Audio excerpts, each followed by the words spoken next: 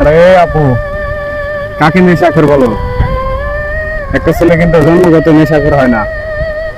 খোঁজ নিয়ে দেখো সে নেশাখোর ছেলেটার ব্যাকগ্রাউন্ডে তোমার মতো কোন এক মায়াবতী নারীর কারণে সেই ছেলেটা হয়তো আজ নেশাখোর হয়ে পড়ে আছে। আর তুমি সেই সুযোগে সদ্ব্যবহার করে সেই ছেলেটাকে বলতেছো নেশাখোর।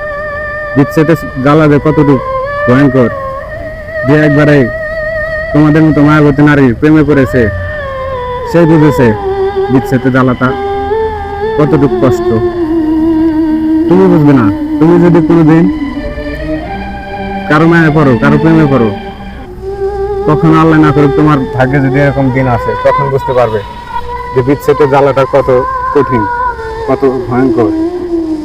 তখনই বুঝবে একটা ছেলে, নেশাখোর ছেলের, ওই নেশাখোরের ব্যাকগ্রাউন্ডটা।